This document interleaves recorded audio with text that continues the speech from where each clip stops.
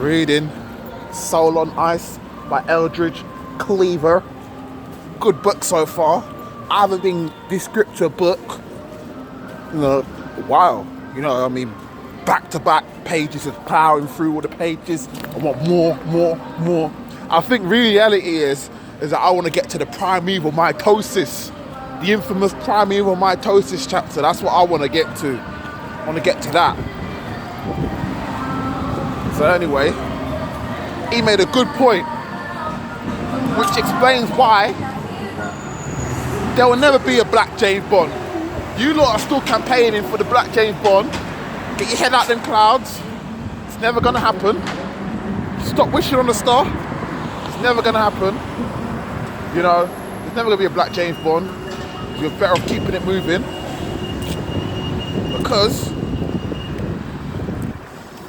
James Bond represents, he's that triumphant, he has that triumphant image that white people like, they love it.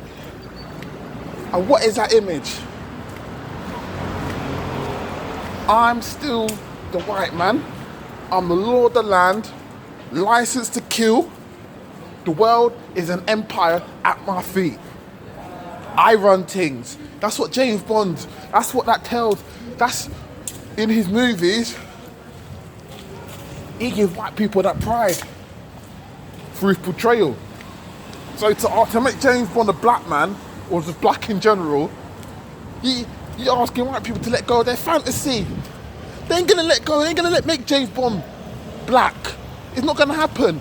And that controversy you're hearing now about the sister, Lashana Lynch, you know, possibly becoming the new James Bond, that's just smoke and mirrors. That's just controversy to get people talking and a buzz going. But they know they're not going to make James Bond black, let alone a black woman. They'll make James Bond a white transgender before they make James Bond a black man or a black woman. So that ain't gonna happen. Anyway, next thing. A lot of people don't want to admit it about James Bond, about his portrayal and the message it sends.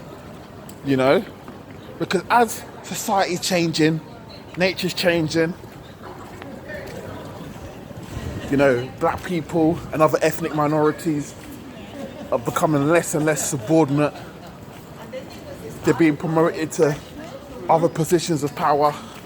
However you see it as, whether you think it's just tokenism or fitting a quota, regardless, some could argue that black people are in a much better position they are now as they were, let's say, 400 years ago. Or 200 years ago, sorry to say. Apologies. So, as nature's always changing, society's changing and evolving, sooner or later, James Bond's gonna get old. So, you know, let go, let white people have that fantasy of James Bond. Let them keep that fantasy. Some people need to hold on to that fantasy so that that's a reminder that, yeah, I'm still the boss. I'm still the boss. Some people need that. Why do you think some of these superhero movies perform well in the box offices?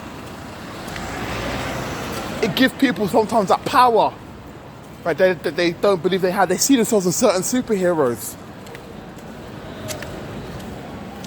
So, I don't want to really talk around in circles. I think I've said what I've said in a short amount of time. But that explains why there will never be a black James Bond.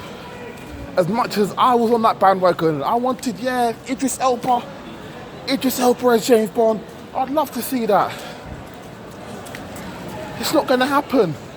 And then when you've got previous James Bonds, predecessors like Roger Moore saying, well, Idris, what did he say? Idris can't be James Bond because he's too street. He's not inherently British. Translation, he's black. That's what that means. It's another word, such as when they use urban, means black. But he's not going to, in this current climate, He's got to pick his words carefully, even though you still weren't careful because people could still see right through it. That basically he was trying to say Idris Elba is not going to become James Bond because he's black. Simple as. He shouldn't be James Bond because he's black. Too street. That's funny. So yeah, as I'll say as well, as society's evolving, trends change. James Bond's gonna get old soon. It's going to get old. It'll get old. No matter how many times they keep rotating, pardon me, keep rotating actors in the roles, it's gonna get old soon, real quick.